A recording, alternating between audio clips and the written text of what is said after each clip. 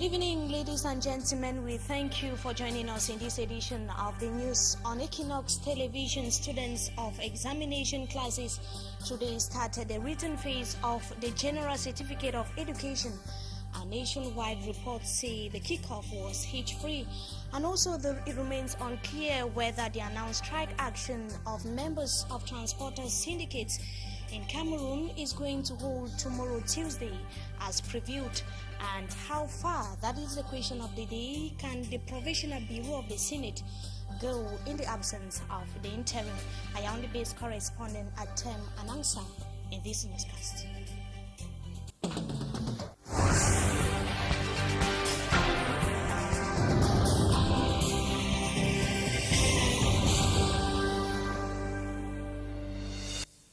Good evening once again, viewers. We thank you for joining us in this edition of the news on Equinox Television. Opinions seem divided amongst members of transporters syndicates in Cameroon, precisely those here in the littoral region, on their announced strike action for this week beginning tomorrow, Tuesday. While some called for an indefinite strike action, others say that there is no need for them to ground their tools. They were speaking in the wake of a press briefing that took place yesterday in the economic capital, Douala, and for Hansen Chanji took part in that press briefing and tells us more in the following report. One faction of the transporters syndicate have decried that insurances are not paid to transporters in cases of accidents. They also hold that the constant harassment of transporters by men in uniform is becoming unbearable. The syndicate claims that insurance companies demand a payment of 6 months before their vehicles are insured. Mahop Mesak is the Secretary General of the Coalition of Transporters Syndicate for the Littoral Region. Contrary to the call for a strike action, the Urban and Interurban Transporters Union have argued that a driver could pay his insurance for a renewable 1 month. The Urban and Interurban Transporters Union are therefore against the call for a strike action. This group further explains that each transporter is obliged to obtain all necessary documents to avoid alleged police harassment. To them, the call for a strike action is baseless.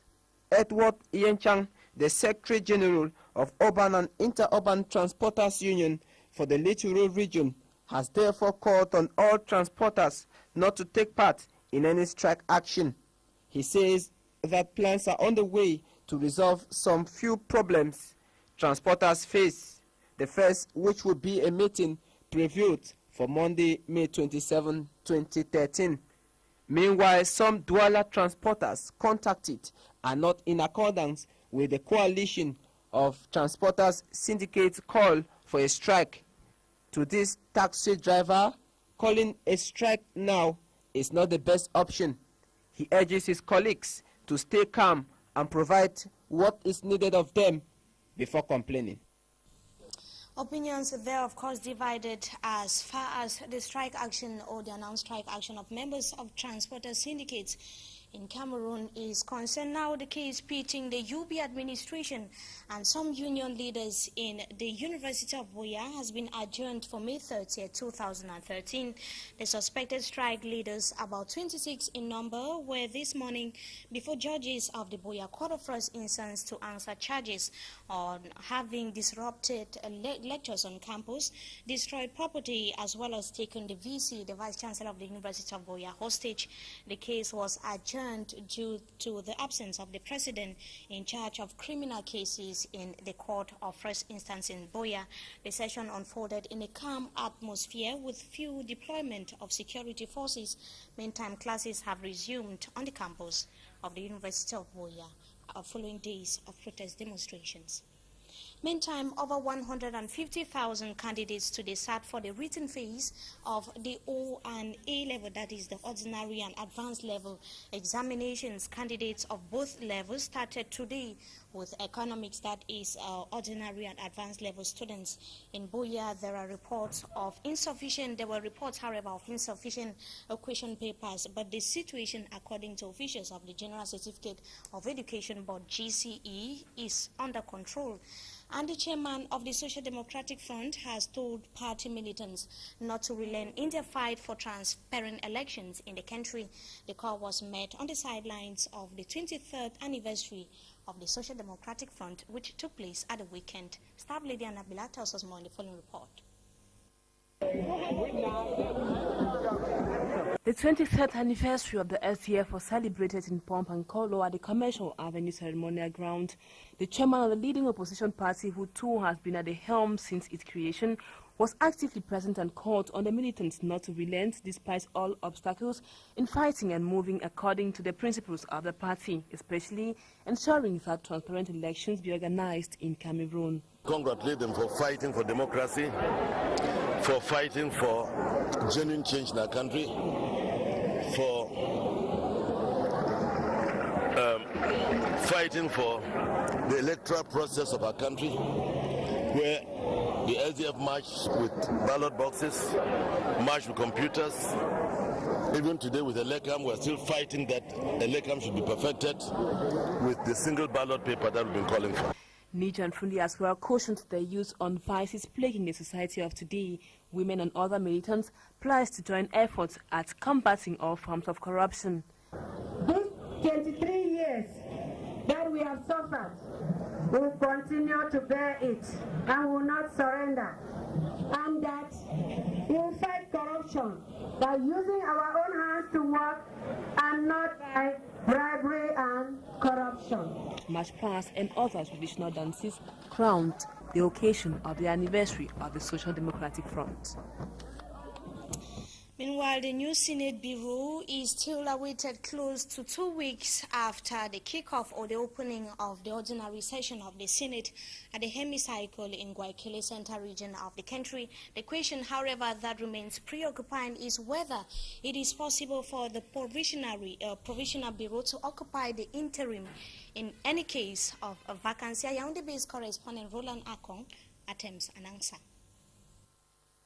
Can the eldest member of the Senate, where the presidency of the Republic becomes vacant, exercise the powers of the interim president of the Republic? No, it is not possible. The person who can ensure this role of interim president is the president of the Senate. When the president of the Senate is not designated, the President of National Assembly remains the institutional person who ensures this vacancy. Our question follows the positioning by the state protocol of the eldest member of Senate in official events in Cameroon recently.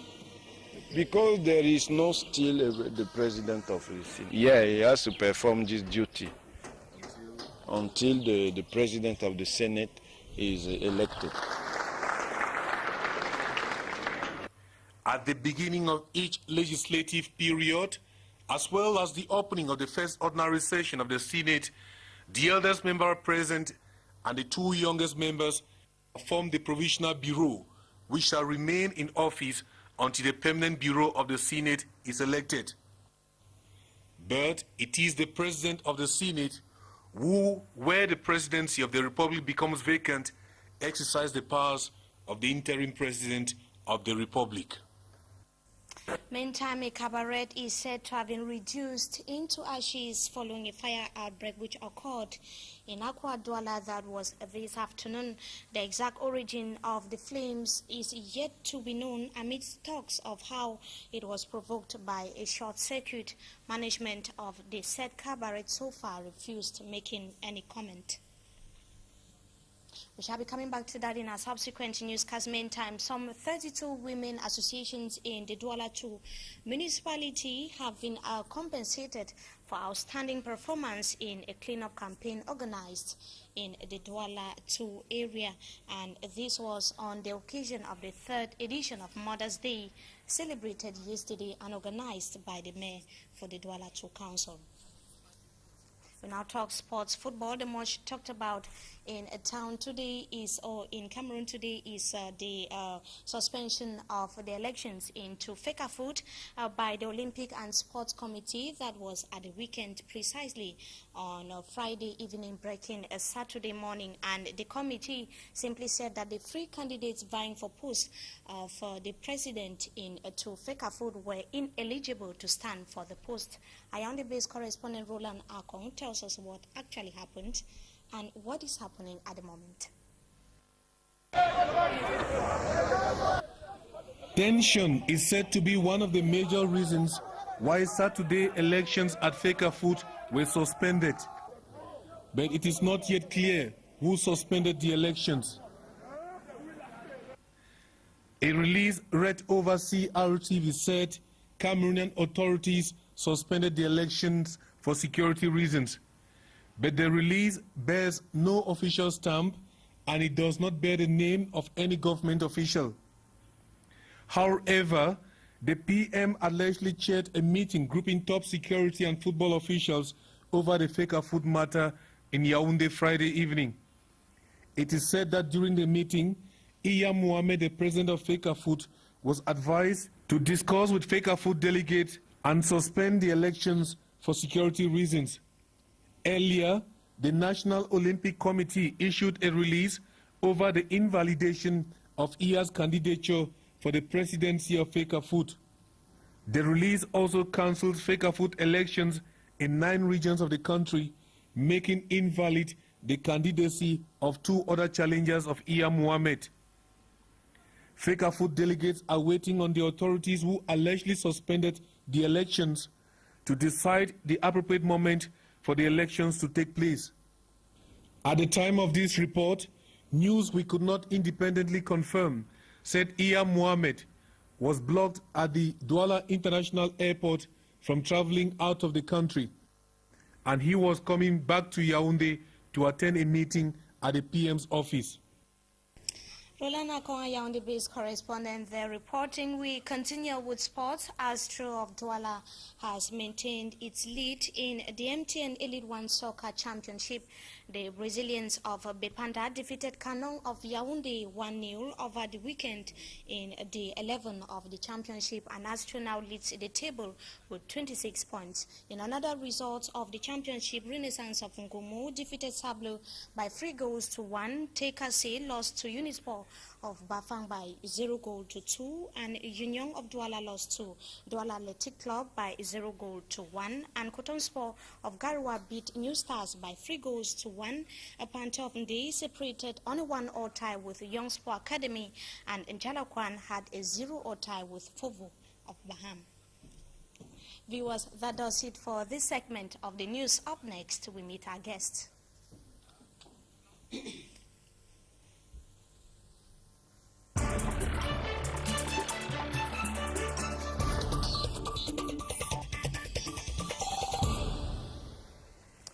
Good evening once again, viewers. We thank you so much for joining us tonight. The Mother's Day, International Mother's Day, was actually celebrated yesterday.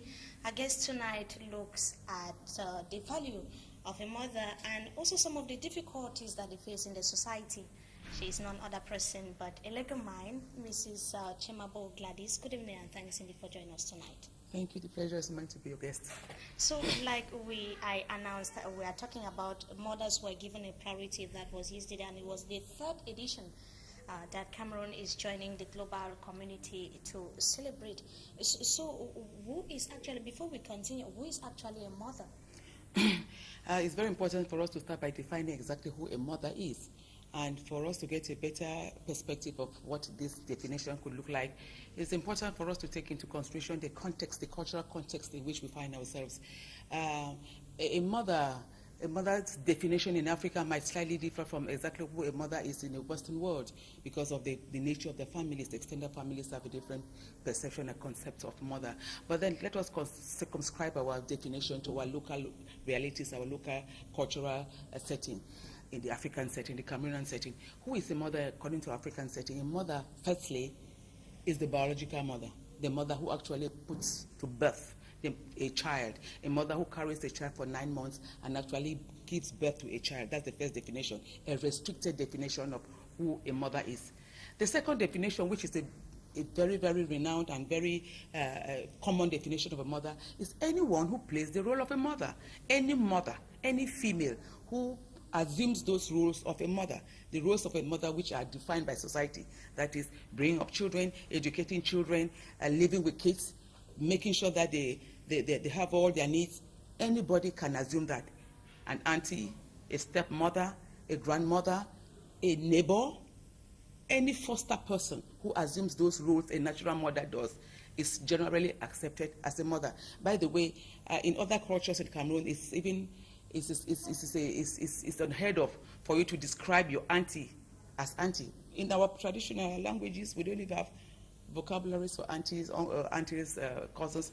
We have just mother, because the moment you assume those roles as a mother, you are called a mother, and it is usually an abuse if you call your auntie who brings you up, if you call her something different. She expects you to call her mother. So that is what a mother is. The International Day of the Mother, it looks like that is subject to be corrected. It looks like there are more than one day. There's more than one day in the year, which is International Day of the Mother. Yeah, because I must say, with so many themes and yes, because I must say that about last year, last week, my son called me to wish me Mother's Day. He's in Europe. I expect my daughter to call me next week too. But that's not the issue. The issue is that mothers are upheld, are respected, are recognized in society. I don't care what day any society adopts as Mother's Day. What matters to any mother is that mothers are recognized as an important institution in the life of the society, in the life of a child.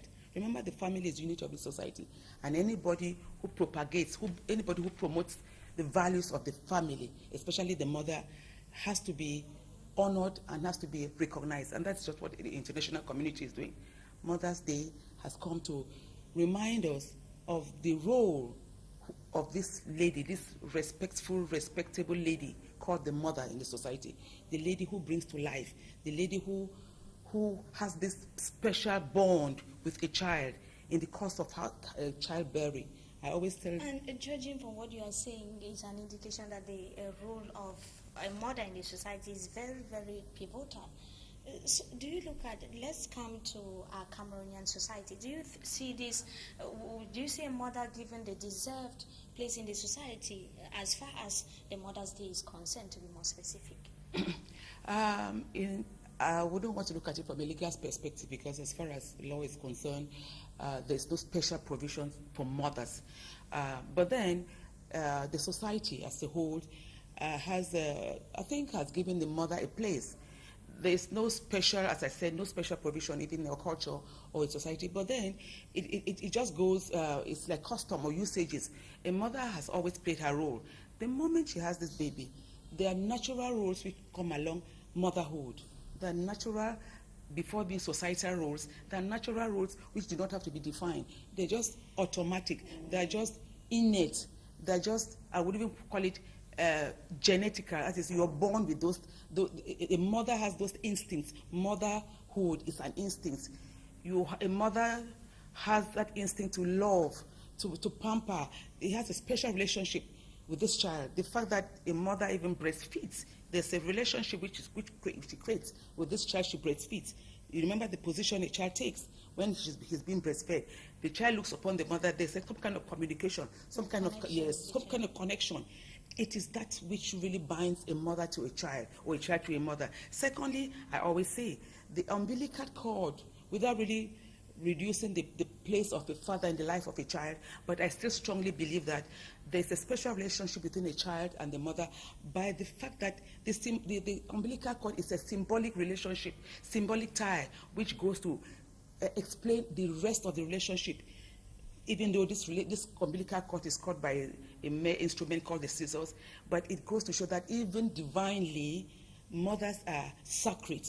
They have this relationship which God himself has really... But is it not a problem that maybe there is no provision, since you are also a legal mind, there's no provision in the law maybe backing the mothers in our Cameroonian society today? There's no special provision in law backing the mothers. There's like the family when it concerns a criminal relationship.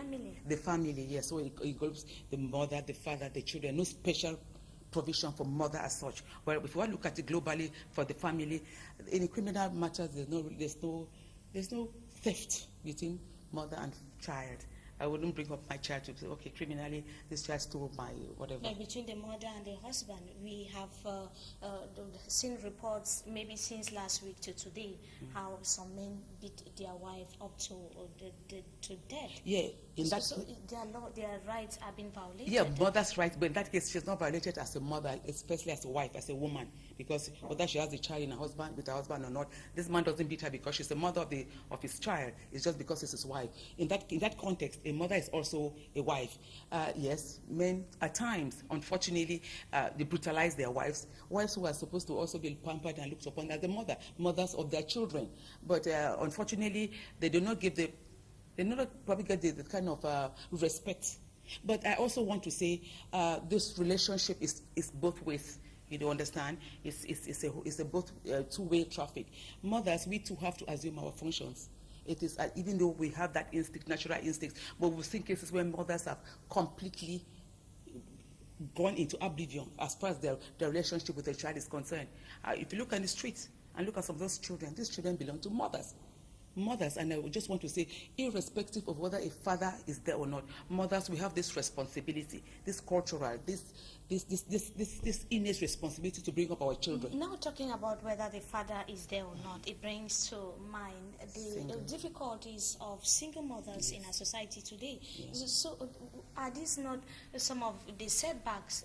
Is it possible for a mother to be able to raise up a child single-handedly? Yeah. Some of the difficulties. Yes, our society, unfortunately, we do not have amenities like social amenities, social insurance to take care of the material needs of a child. But psychologically, a child has to be brought up in a family, in an environment of a father and a mother, because these two roles, father's role is different from mother's role. When both roles are played by one party, necessarily there's some kind of, there's a vacuum somewhere. The child a child's development is not equilibrated because the man has a role to play. It might just be psychological. He's very present, just sitting there, has an impact, a positive impact on the child. Unfortunately, with the question of moral decadence and economic crisis, most mothers find themselves all alone to bring up their kids all by themselves. And it's getting rampant. It's getting extremely rampant. It's becoming the rule. Unfortunately, that was the exception a few years ago. But single motherhood is becoming the rule instead of the exception. And now, most young girls today, they are really proud to be single mothers. They are proud to be sample their views. They are proud to be single mothers. It's true, but I'm sure it's because they might have no other choice. Because at times, what does it take to stay in a home with a husband who also his presence might not really be felt, or his presence might just bring in very negative energy? If you're going to batter your wife all the time before your children, the question here is, do we have to choose between the devil and the deep blue sea? What is it better to stay a single mother, assuming the role of a father and a mother with all the deficiency that might bring in the development of the child? Or do I insist on living in a relationship where there's a father, but who all he does is to set the bad examples for this child. Never present. And when he's present, it's a question of violence, aggression. So this child picks up those, and he grows up knowing that a man is, some of those stuff. So it is a question, those women do not choose. I don't see any woman who would like to assume both roles. She doesn't want to be overcharged with the father's role and the mother's role. But I want to believe that she's forced into this situation being a single mother, because economically it's a burden to her, psychologically it's a burden to her, culturally it's a burden to her. You see, she's showed us they feed most of the responsibilities, household responsibilities, all by herself, school fees, all by care herself. Of the child. And you even see some married women, they go through that. That is what I'm saying. There's actually no difference. That's what I'm saying, that at the end of the day, even when you're married, at times you do not get the benefits of being married. What are the corollaries of being married? You have a husband who takes care of you, takes care of his children, be an example, a family. But then most of the time, his presence is not really felt, and if it's ever felt, it's negatively felt. So even though they're in the institution of marriage, it's a marriage in fact. It's just a marriage in fact, but morally there's nothing she gains. So she might as well That's not what I'm propagating. But I'm saying that I just want to get into the minds of the single mothers and find out exactly how did they find themselves at that position and what did they choose? Why did they prefer that? So I imagine that... But they are not actually happy about They are not happy, but they have no choice because, as I just said, they're choosing between the devil and the deep blue sea. Where do I go? Both ways are really bad. But she probably rather prefers to stay alone and manages to try to reconcile these two functions. Tries to be the daddy and play the role of a papa, pay the fees, discipline it, because a man figure, let us not forget, he is the very emblem of discipline in a home. But like you said, there will always be a vacuum somewhere. There's always going to, if you look at kids, if statistics have shown, studies have made it very clear, children who are born, who are brought up a single mother, have certain deficiencies which manifest much later in their lives because that's all they know. They've never seen a man figure, and even it has a repercussion even in their own later marriage and things like that. But as I said, if you look at the statistics of children brought up in bad homes where their mothers are permanently battered or there's permanent fighting, they too have their own deficiencies. The question of what do we choose, which is the better option? But I just want to exhort women, let us not hide behind the fact that there's no husband, to let go our children. There are lots and lots of children plying our streets. You start asking yourself, who have these children? Mothers, we've got to understand that we bear these kids. And before anyone knows who the father of my child is, I must tell you this is the man.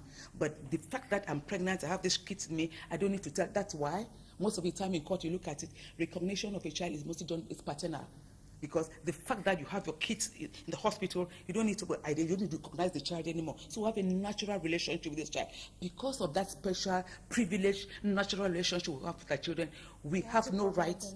Yes, we have no right to any excuse to say, oh, the father has abandoned us. Madam, mothers, it is a wonderful profession. I'm a lawyer, but I think the most noble profession, the most noble profession I want to tell everybody loud and clear is motherhood. Let us assume it proudly.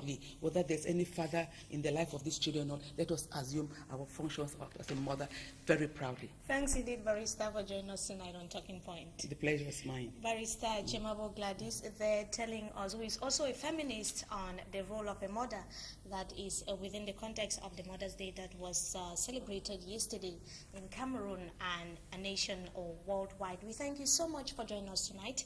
We have come to the end, and see you tomorrow, viewers.